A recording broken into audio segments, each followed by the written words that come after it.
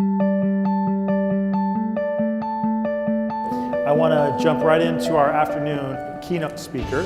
Lori Wing-Heier is the director of the Alaska Division of Insurance. Lori's been asked to testify back before the Senate Health, Education, Labor, and Pensions Committee, has had a prominent role in terms of her speaking in front of the National Governors Association this weekend at the National Association of Insurance Commissioners. So she's in high demand, and we're really honored and appreciative of her being here. So without further ado, let's welcome Lori Wing-Heier. Thank you. Thank you. What a year it's been from where we were this time last year as we were looking at our rates after we did the reinsurance program.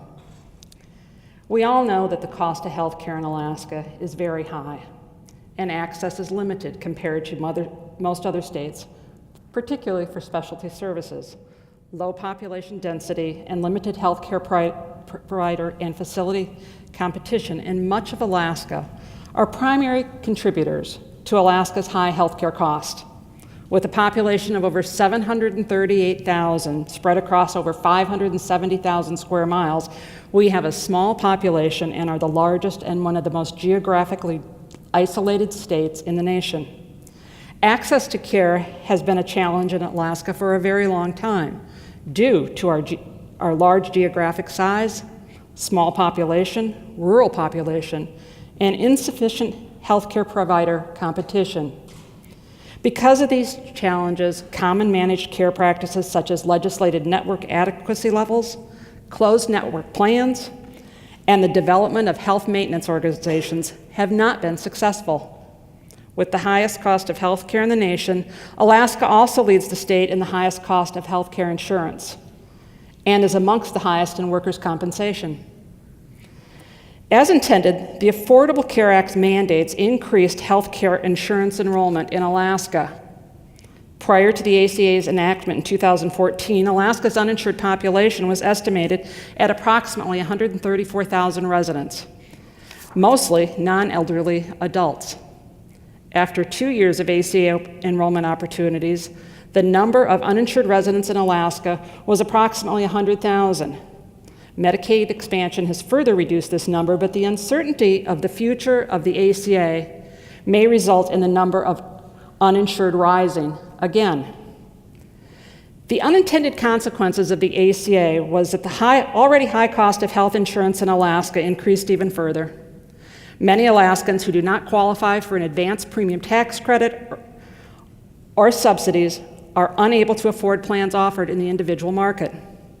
According to the data of the Department of Health and Human Services, premiums in the individual market have risen 203% since 2013, the year before the ACA was enacted.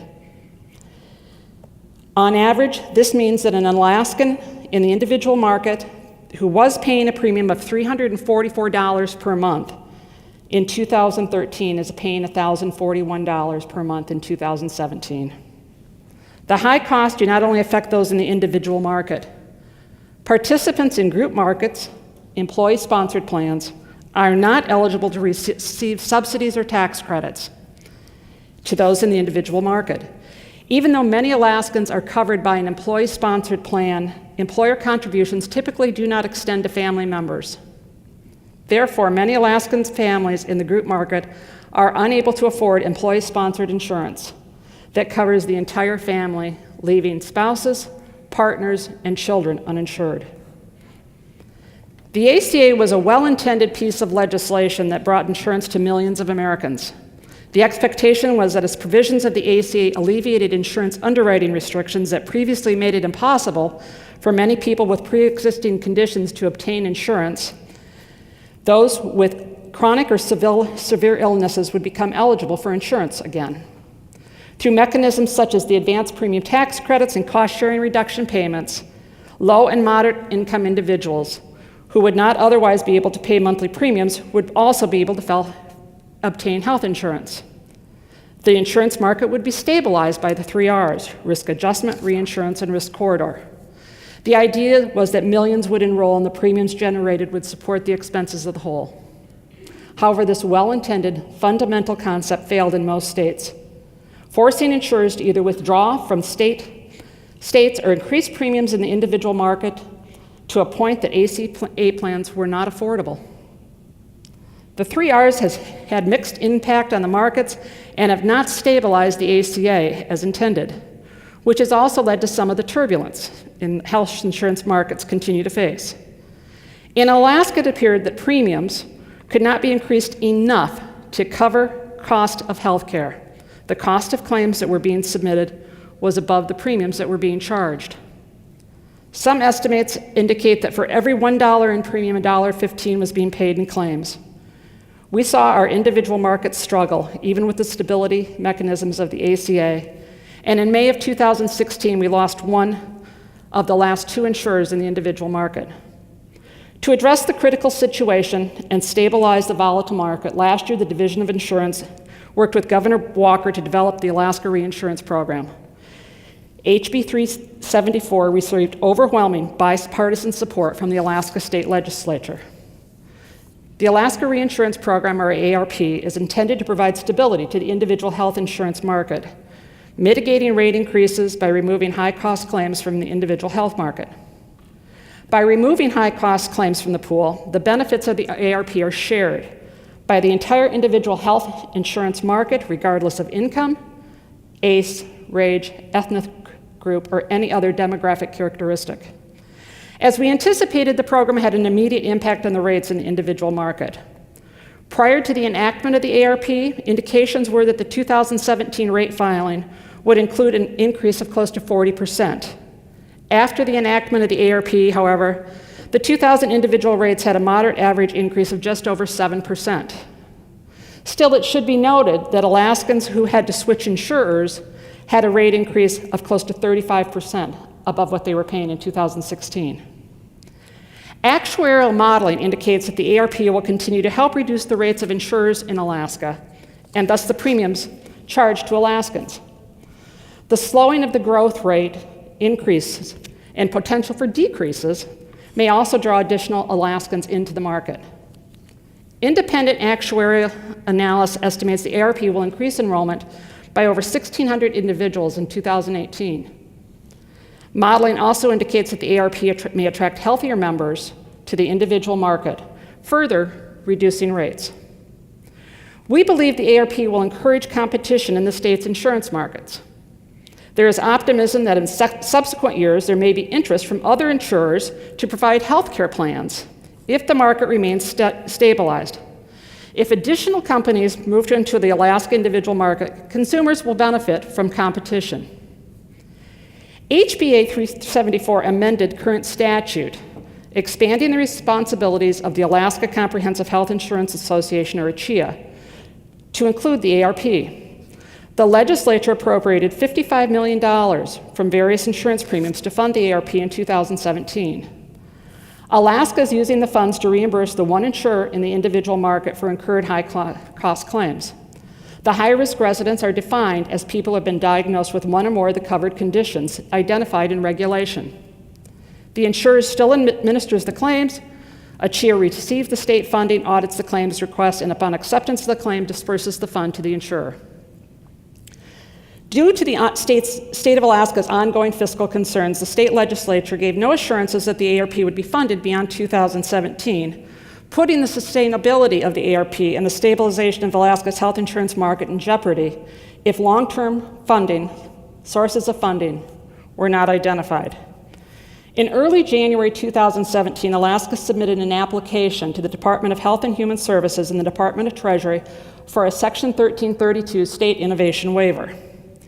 As authorized under the ACA, an innovation waiver allows state-by-state amendments within specific parameters.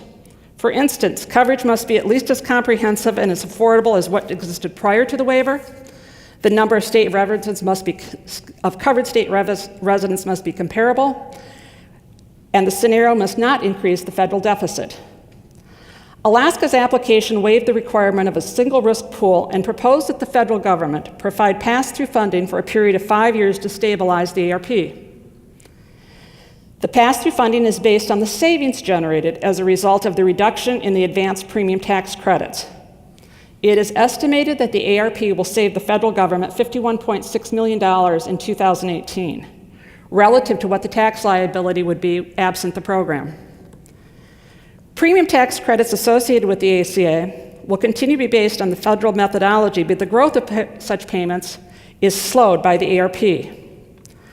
Our waiver application included an actuarial analysis that showed the amounts in the APTCs paid by the federal government to Alaskans was significantly reduced when the ARP went into effect.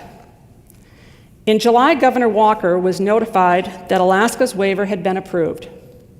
Director Seema Verma's letter to the governor indicates that the state will receive approximately $323 million over the next 5 years to fund the ARP.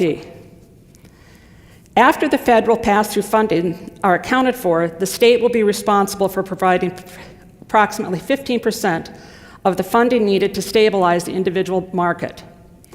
In 2018, federal funds will cover $48,362,000, and the state will cover approximately $6.6 million of the $55 million.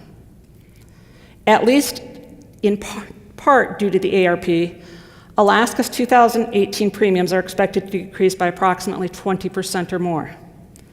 If federal funding of the cost-sharing reduction repayments continues, the decrease will be higher than 26%. Bringing the cost to the individual market back to and within reach of many Alaskans. The state will continue to pursue programs that would benefit Alaskans both in the individual and small group markets, possibly including a second Section 1332 state innovation waiver.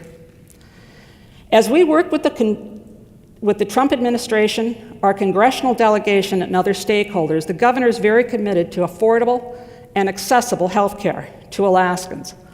All Alaskans, regardless of their income or where they choose to live. Our relationship with the Department of Health and Human Services, Indian Health Services, and others continues to be an important part of the governor's initiatives, Safer Alaska, Stronger Alaska, which recognize the importance of affordable and accessible health care. But we recognize that the cost of health care is a discussion that needs to be had. This cannot be limited to the fees of a doctor, hospital, lab, pharmaceutical, or other provider. Nor can it be limited to what an insurer may pay, balance billing, or transparency. While all of these are a piece of the puzzle and concerns that we've each had to confront at one time or another, there is not one single solution to this. The administration continues to explore a common ground, a resolution to the debate on the 80th percentile. The state's regulation that requires an insurer pay at the 80th percentile for services received from an out-of-network provider.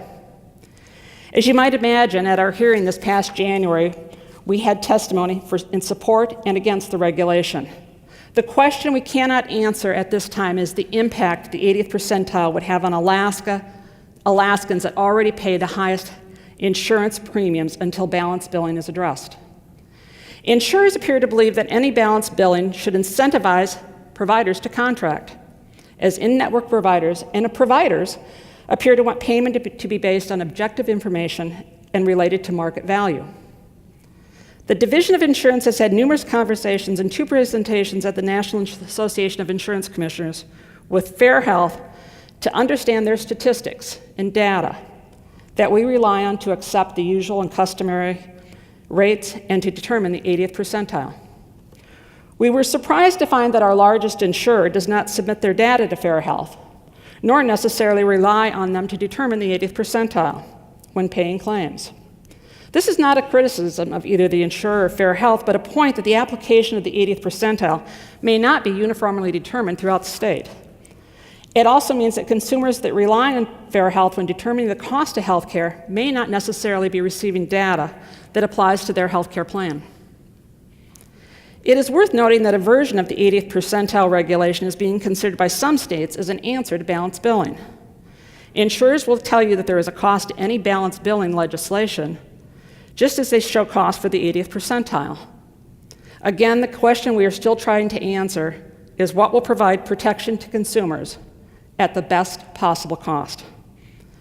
States that have enacted balanced billing legislation also had to address a dispute resolution process to make sure the legislation is being applied or health care bills paid as the legislation intended. Consumer notices are being drafted in some states that have adopted balanced billing legislation. The issue around provider billed and insurer paid presents confusion to even the most knowledgeable consumer. And is hard to quantify, but new legislation calling for transparency may be a start as Alaskans become more aware of the cost of health care and accessing it in a cost-efficient manner that will bend the curve down. Later this month, the Alaska Comprehensive Health Care Plan will hold their first meeting. The group consists of state legislators, healthcare providers, and a senior member of Governor Walker's administration. The guest speaker is a former Oregon governor, Dr. John, and I'm going to mispronounce this, I'm sure, Kitzhaber, who led the healthcare system transformation in Oregon that increased access to care while containing cost. We should not expect immediate answers or solutions to the cost in Alaska. Well, we should be open to coming changes in access or delivery and to innovative approaches that have been able to control the cost in other states or regions. We continue to monitor other proposed federal legislation, such as the proposal to sell health care insurance across state lines. While this is a hot topic this week, federal law does not prohibit an insurer from doing so, and some states have looked into the benefits, pros and cons. We are concerned with the erosion of consumer protections, as the insurer would not be licensed in Alaska if the state of domicile did not have strong consumer protections. Alaska could suffer financial harm and have little to no recourse. A quick example would be the 80th percentile or balanced billing. Our regulation that protects consumers would not extend to a healthcare plan offered in another state. Other concerns we have are that healthy members of the pool may elect to cross state lines, further eroding the small risk pool we have. The ability of to choose your regulator, yet conduct operations in any state, was a major factor in the financial collapse of banks. An analogy could be made that selling insurance across state lines could have the same impact. The Walker administration is concerned with 2018 open enrollment beginning on November 1st. The recent announcement of the reduction in federal funding to the navigators and assisters will have a detrimental effect throughout Alaska and may reduce enrollment in the individual market and Medicaid expansion. We are aware of the Federal Department of Health and Human Services reducing access to Marketplace, healthcare.gov, every Sunday, a time when you might expect those that work during the week to enroll.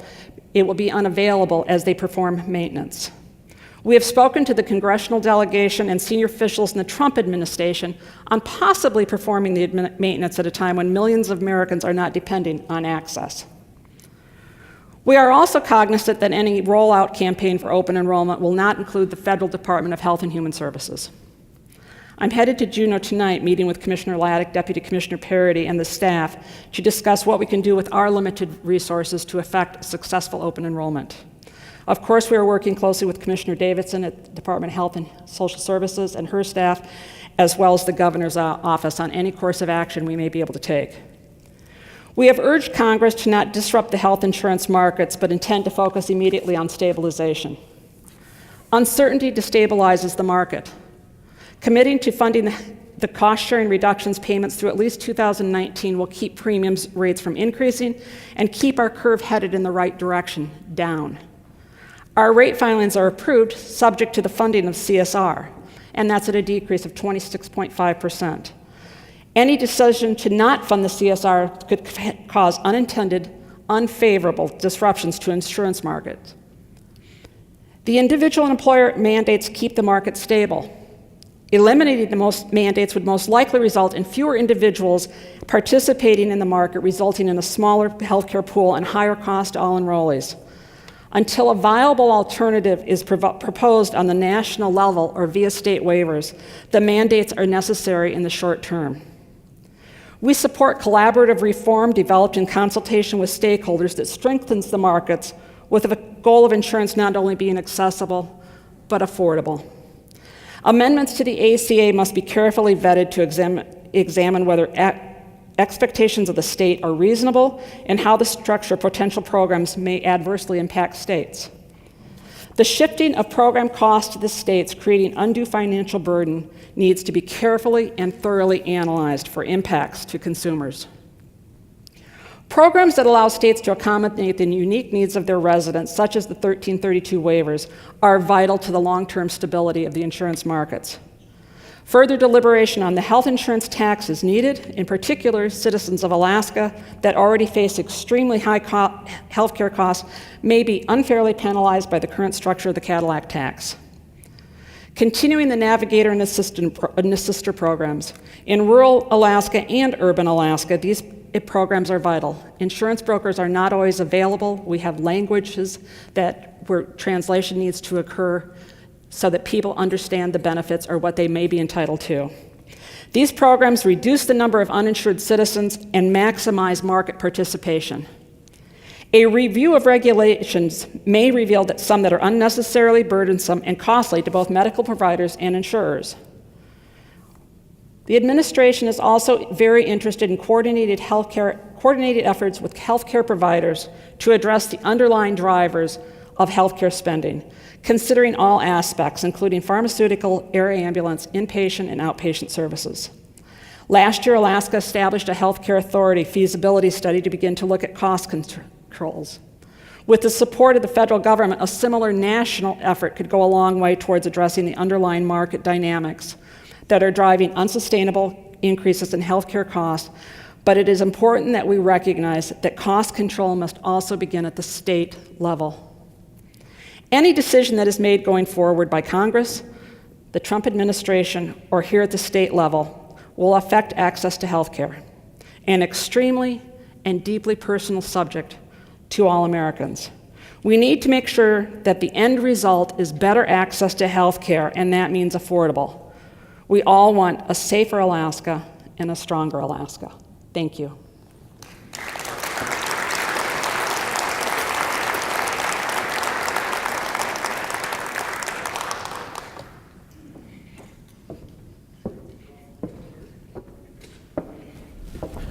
All right, well, thank you, Lori, I appreciate it. Did I hear you say that you were thinking about another 1332 waiver? We are. We have kicked around as this debate over cost-sharing reductions if we would look at a waiver to fund the cost-sharing reductions, using the same analogy, basically, that cost-sharing reductions are keeping premiums lower. The federal government would be paying less premiums or premium tax credits to the state of Alaska. And if they wanted to give us that as a pass-through funding, it might work for Alaska. Yeah. I think Massachusetts has also looked at it, and I know other states are considering the same. So the 1332 waiver that was proposed by the Walker administration that was passed followed that logic, just to sort of put a finer point on it, that by providing the state of Alaska these funds, the federal government will save more money compared to not providing these funds, right? Right. In 2018, the premium tax credits are estimated prior to the waiver at about $232 million. With the reinsurance program, it's about $185 million. So that delta is what we said, could we have back because of the legislature and the governor's action to establish the reinsurance program. If we could have that funding back as a pass-through funding, it would give us a longer term or a more secure future for the reinsurance program. Spend essentially the same amount on the federal Same side, amount. but allow the state to do more interesting, innovative things. Yes. Is that, let me sort of edge and nudge into a political question, which you can handle delicately. Isn't that sort of an admission that the ACA is working? That under the ACA, states are allowed to innovate and spend the same or fewer dollars? I think that in many aspects the ACA is working. People do have health care. Let's keep in mind that this is new legislation. It started in 2014. You know, we're kind of in the infancy of this legislation, so I think we're trying to find our way through with waivers as to what perhaps the one-size-fits-all from Washington isn't working, but if we can take some of that and say, okay, well, but in Alaska, if we did this, it would work much better for our residents and our costs. So do you think the flip side of that argument, that clearly it's not working, that we've had 200% increases in premiums over the last few years on the individual market, that sure seems like a pretty reasonable argument that we're not containing costs. Do you think that creates more room for state-based initiative? I mean, if the ACA is working, not working, it's difficult, but if there's clearly success when Alaska takes the reins and does it itself, at least in this example, Is the lesson that the state of Alaska, the governor's administration, the legislature should be more engaged in actively trying to solve Alaska state healthcare issues? I think we should all be more engaged in trying to solve Alaskans' healthcare issues, or the cost of healthcare, or healthcare insurance. It's not an easy solution. Yeah. There's a lot of emotion in it. There's certainly funding needs to be addressed. Legislation needs to be addressed. We need to look at rural versus urban. We've got stakeholders from Indian Health Service that we are all part of the equation. Yeah. And need to be listened to. So the idea of taking the cost sharing reductions in-house, so to speak, at the state level to support the market is interesting. I know at one point, I recall at least one of the hearings I watched that you were testifying before, I think a year and a half ago. I think you made the statement that among the 1332 options that you were considering at the time could have included merging the individual and small group markets. Is that an accurate reflection that at least at the time you were thinking about it? We did look at that. We thought that perhaps that if we made the pool bigger, but at this particular point in time and when we were looking at it, our analysis indicated that we would be penalizing the small group market. They were going to take a dramatic increase to bring down the cost of the individual. And we, just as we deal with individuals, we deal with small employers that are trying to provide this benefit to their employees. And if we raise the cost too high, we were defeating the purpose. Defeating the purpose in that it would undermine the small group market. Yes. Though could it have helped the individual market? It could have made it larger. It strikes me that there's this sort of central kind of tension.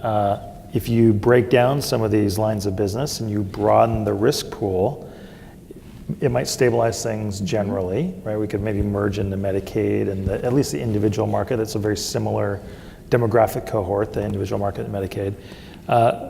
But doing that undermines things that are working relatively well, like the small group market. Right. How do you navigate that tension between the natural Carefully.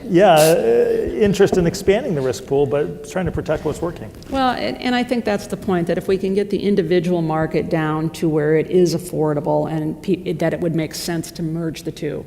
Yeah. But right now, it just doesn't make sense. We would really be penalizing the small group market. And we all want economic development. We want to see, we're in a recession now.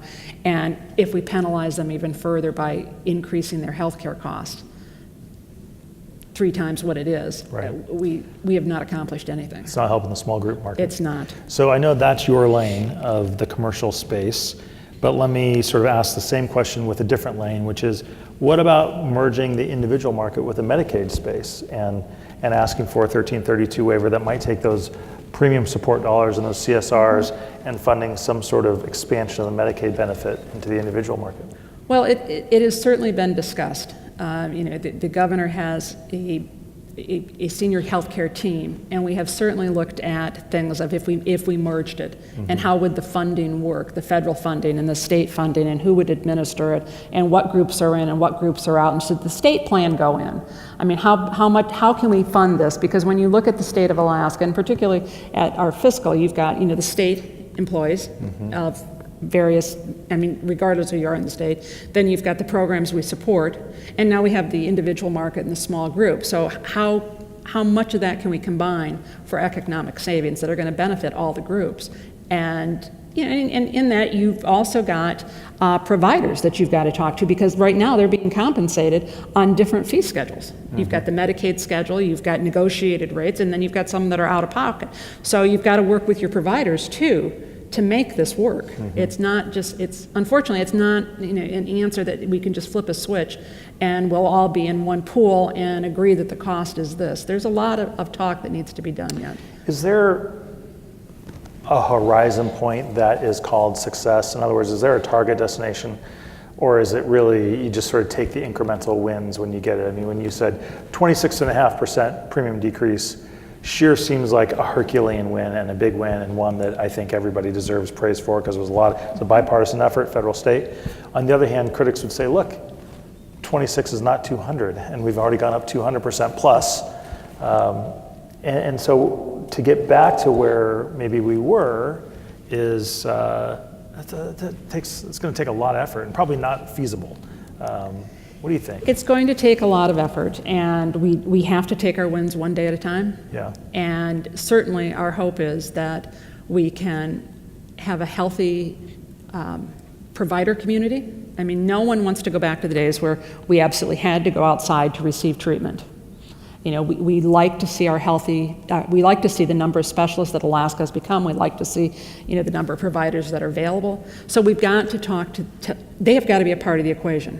Mm-hmm. And then if we can get to a point where with the healthcare community, with those of us that are purchasing, be it through an employer-sponsored plan or in the individual market, or you're accessing it through Medicaid, that we can agree on what common benefits might be, what we want our healthcare to pay.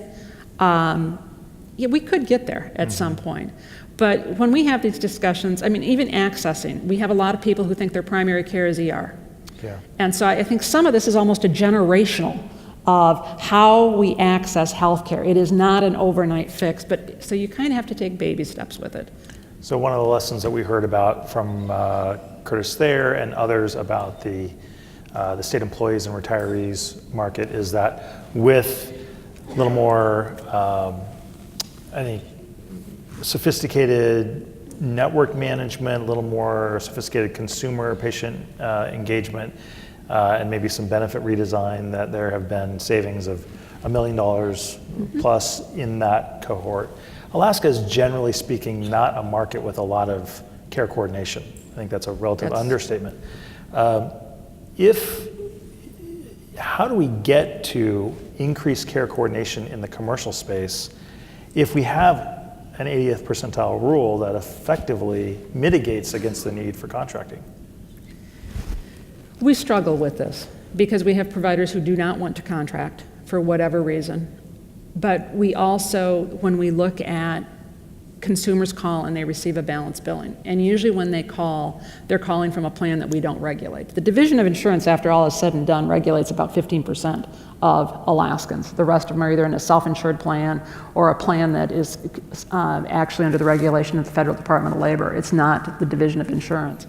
So when we talk to people, they'll call, and if their claim has been paid, they get a huge balanced billing. Mm-hmm. These are some real horror stories of why wasn't I paid at the 80th percentile? Because they all assume that all plans pay at the 80th percentile, and we have to say no, there's certain plans, a lot of them where the plan designer is able to determine how you're paid. And they are getting reimbursed at sometimes 40% of what the charges were. Mm-hmm. And if you're going through a chronic illness or a cancer of some sort, that kind of reimbursement is devastating financially to a family. Yeah. So it's finding that ground of when we talk to insurers, they say, well, if you do balanced billing legislation, that's going to increase rates too. Well, is it going to increase rates more than the 80th percentile? Or how much, if we take the 80th percentile out, how much are rates really going to come down? Can you tell us? And there's really no hard data. Yeah. Because then they go back, what we've heard is, well, we want providers to contract. Well, the division has no authority to make providers contract. So there is this argument that what we do is not necessarily going to make providers contract. And if providers want to be independent, and if the market will bear their charges, it's a fine line to walk between to say we don't support any industry earning a fair wage or earning what they would like to earn, and then getting in the middle of saying, no, we're only going to pay X. That's it. You mentioned the transparency topic, and certainly that's been a long-standing discussion, including at the municipality of Anchorage and at the old Healthcare Commission. What would you think would be the most appropriate fix, politics aside, to bring increased transparency to the market? I think that to bring transparency to the market, we have to educate consumers that there's a difference between, with most providers, there's a cash, if you're paying cash, there's the negotiated rate when they're a provider in network, and there's an out-of-provider rate. And so you have to know going in, is your physician in your network or not? And where we hear the horror stories are when someone shows up for ER and they go to the facility you're contracted, your plan pays for Providence or regional. But the anesthesiologist who's called in the middle of the night is not under contract, is not a provider or an in-network provider. So now all of a sudden your hospital bill is paid at the 80th percentile, but guess what's not? The anesthesiologist or the nurse that happens to be on duty because she's independent and is on contract. And that organization is not part of your network.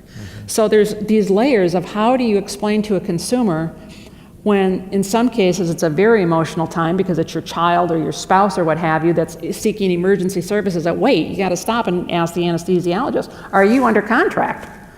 And no, you're not, well, could you get somebody else? And people just aren't geared to have to make or want to make that decision at that time. And so if providers would say all our anesthesiologists are not, are independents, or all this specialty, so that they could call, perhaps, assuming that this isn't an emergency situation, but call and make sure how much is actually going to be in network and how much is out of network. But in some cases, that could be contacting 3 or 4 different providers. Yeah. Let me make an oversimplified statement, and I know it's not quite right, but I think it also reflects some view, which is that the trade-off in the 80th percentile is between cost and access. That if we keep the 80th percentile rule, we have improved access because we're able to recruit and retain more providers, particularly specialists. If we remove the 80th percentile rule, we'll have ostensibly a lower cost trend and probably lose providers. Do you think that's a fair trade-off? I don't know that it's necessarily a fair trade-off. I don't know of any provider that comes into Alaska saying, well, because of the 80th percentile, I'm going to come in and set up shop in Alaska. But they say I can make a good living. They absolutely say they can make a good living. Yeah. So, I mean, that's arguably connected to the 80th percentile. Let's keep in mind, too, that's not every provider. Yeah. You're going to hear, primary care, which is not necessarily overcompensated, let's say. Yeah.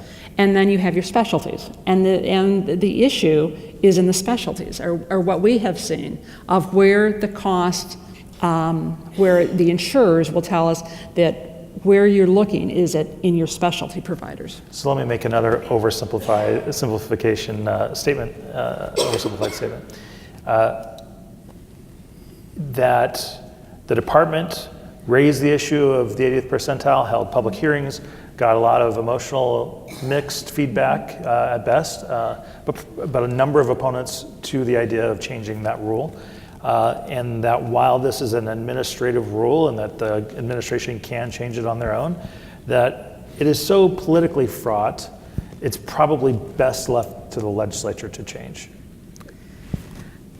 I don't know if it's best left to the legislature to change it, or if we just need to come through legislation or through regulation as to how do we guarantee that someone who is paying right now the highest healthcare insurance premium in the nation, probably has a deductible $7,500, is going to have a co-payment too, or co-insurance, and then still make sure that they're adequately compensated for their claim, that it's not paid at such a low level that it makes having the insurance basically worthless. Yeah. And that's where we struggle.